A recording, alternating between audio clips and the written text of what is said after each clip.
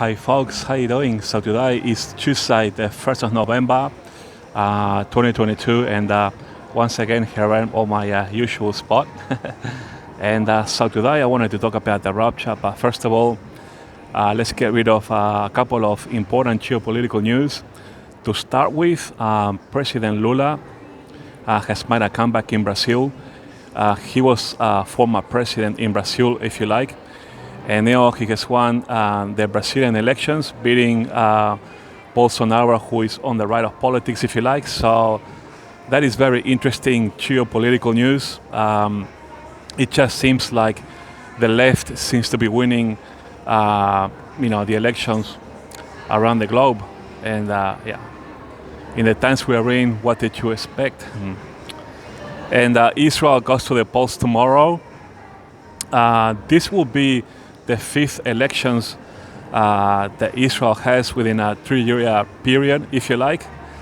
So that's quite a lot, 5 elections within 3 years. So, hopefully the Israeli people, can give their votes to Benjamin Netanyahu. I think, that most people in Israel do realize that, especially after what has happened, in recent times in the political arena in Israel. I think that they're coming to terms and realizing, hey, Benjamin Netanyahu was a very strong leader for us, and he might just win tomorrow. He is the favorite to win, but in the times that we are in, we'll see what the end result will be. So I hope he does win. He's a natural and a very good leader for Israel. So let's just hope that he wins. Now, I wanted to talk about the Rapture of the Church. Now, I did a couple of videos in the past couple of weeks, and actually maybe before the Rapture of the Church, I wanted to talk about Psalm 90. Yeah, folks. I just wanted to remind the Bible scholar community that we can no longer use Psalm 90 to execute Jesus' parable of the fig tree, found in Matthew 24, verses 32 to 34, which says, "Verily I say unto you, this generation, pardon me, shall not pass till all be fulfilled," of course meaning Israel. Now we can't use Psalm 90 anymore because Israel is already 74. And we are in November now today. It's the 1st of November, so Psalm 90 has proven that we can't use it anymore because if you add 7 years for the trip, this takes Israel to 81. And Psalm 90, verse 10 says, a generation is between 70, and if of reason by strength, 80 years. So we can no longer use Psalm 90 now. That's not to say that, there's anything wrong with that prophecy itself, because the life expectancy or the average life expectancy for the world is actually 73 years. So there's nothing wrong with Psalm 90 as a prophecy per se. It's just that we can't use it to execute, sorry about the noise in the background, we just can't use it to execute the, Jesus' parable of the fig tree. Now, I taught on this and many Bible scholars, and there was nothing wrong in using Psalm 90 to execute, Jesus' parable of the fig tree, because, as far as I'm concerned, using Psalm 90 as a prophecy in conjunction with, Jesus' parable of the fig tree, you could say that it was a very much a Bible, how can I put it? It was very much a Bible teaching. There was nothing wrong with it. Just that it has proven that we can't really use it because Israel now is 74, and we weren't to know this. Exactly, we weren't to know that, that Israel, right now is 74, and so until Israel actually turned 74 this year, we haven't had the rapture of the church, and so, we weren't to know, and so it was a Bible teaching in my view. There was nothing wrong with using that teaching to execute Jesus' parable of the fig tree, but now that Israel is 74, well, we have to lay it to rest, and we got to move forward, folks, Now, moving forward to the rapture, I said that I did a couple of videos now. I have been thinking, and the more I think about this, I tend to think that the rapture of the church is going to happen, although I'm not setting a date, sometime perhaps mid to late 2024. And I say this because Israel's impending and infant power prophecies now. I'm not one to think that the rapture of the church is imminent. No, I don't agree with that teaching at all. That mainly comes from America. Like a lot of Bible scholars in America, when you watch their YouTube channels and videos, they say that nothing is needed for the rapture of the church. It can happen, in the next 5 seconds.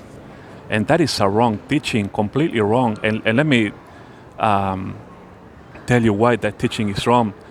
And I've done mountains and mountains of videos on this. I've probably done maybe 40 plus videos on this already. I said to you that if we had the rapture of the church, let's just for argument's sake, in the next 5 seconds, what are you going to do with the Ezekiel war? Let me ask you right now, to those that said that the rapture of the church is imminent, it can happen right now. What do you do with Ezekiel 38, 39? Ezekiel 38, 39, you cannot fit it into either the tribulation period nor the millennial kingdom, because let's test it out. Suppose rapture, okay, we are now into the trib. Okay, now, the trib is going to have to be longer than the 7 years that has been prophesied in order to accommodate this Ezekiel war. Exactly. Not to mention, the Elam Bauer prophecy found in Jeremiah 49. Jeremiah 49 verses 34 to 39, and also Isaiah 17.1. Not to mention the reconstruction of the third temple, and that's going to take time. And so how can God glorify himself in the Ezekiel war, okay, during the three wars at the same time allowing the Antichrist to rule? It just doesn't make any sense. But how come Bible scholars said that the rapture of the church can happen, in the next 5 minutes? That teaching does not compute, does not execute, does not make sense, no matter from which angle you want to look at it.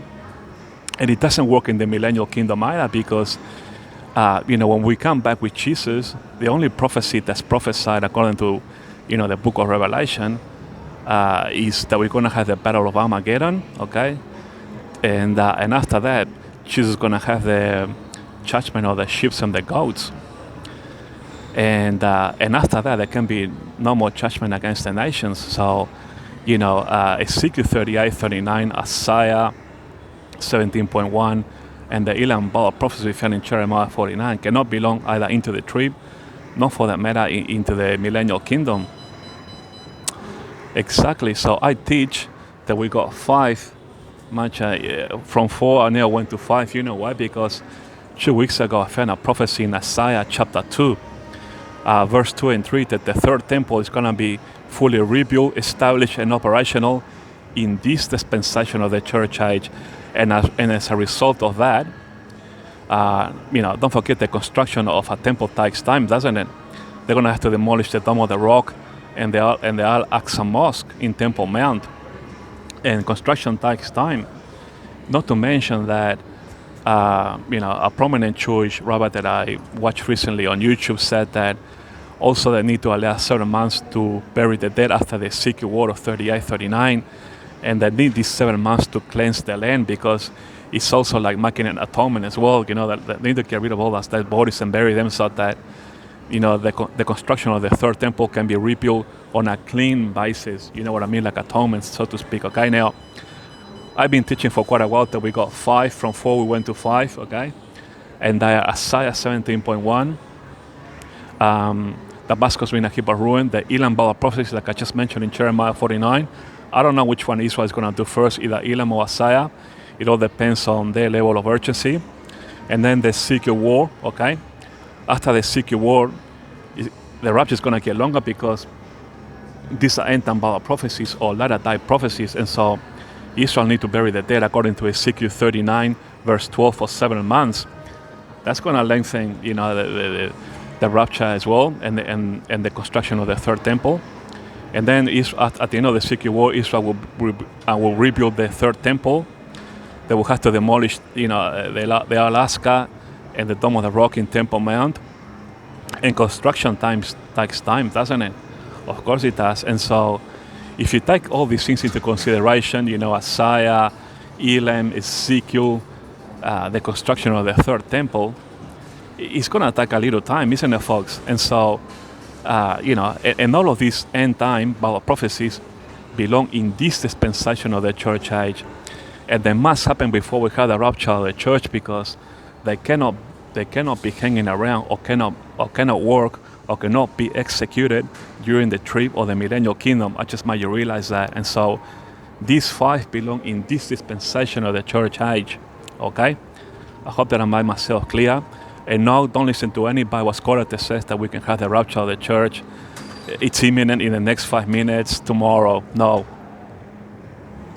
A big no, no, no, no, no, and more no. Okay, so that's why you need to subscribe to my channel, because I'm always ahead of the church. Always. I have already discovered for you 9. That's right, 9 world first. 9 first biblical world first. Okay, you can watch my videos that I did here on my channel, and in the last few days I'm on the lookout. I'm on the hunt, for more Bible prophecies that I already seeing a fair bit in Isaiah and in Jeremiah that in the last few days have raised eyebrows on me.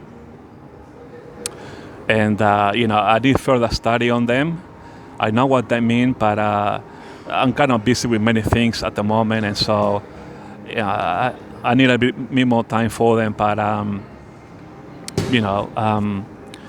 just want to say that my channel here is for thinkers. If you want to be ahead of the game, then come and watch my channel, because I'm always thinking ahead. One in front, more so than other Bible scholars that you watch on a regular basis on YouTube.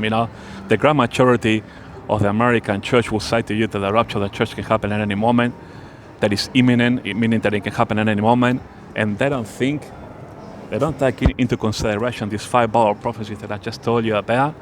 Meaning, how can any Bible scholars think that the rapture of the church can happen at any moment without even caring or taking into consideration these 5 major end times?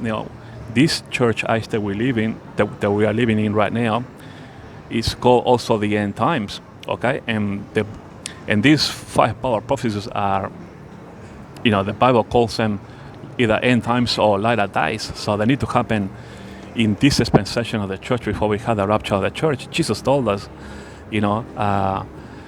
heaven and earth shall pass away, but my words will never pass away. Clearly meaning that every single Bible prophecy will come to pass. That's why they are there in the Bible. So not for one moment believe any Bible scholars that said that the rapture of the church is imminent. If you hear any Bible scholars say that, let it go through here and come out of here, but don't ever let it go here. No, don't listen to them, because that is a false teaching that doesn't add up. I explained to you why here already, and so subscribe to my channel, and because I'm always far ahead of the church in all this. You won't find any Bible scholar in the world right now telling you these 5, okay? And on top of that, you won't find any Bible scholars thinking ahead, always being ahead of the game. Like, I'm telling you now that I think the rapture of the church is going to happen, although I'm not saying a date. I think it's probably going to happen around midway 24 or late 24, perhaps even early 25, because the burying of the dead after the Secret War, that's going to take 7 months, and then demolishing Temple Mount, the Alaska, and the Dome of the Rock, that's also going to take a little while. Not to mention the construction of a beautiful temple for God. That's going to take a while.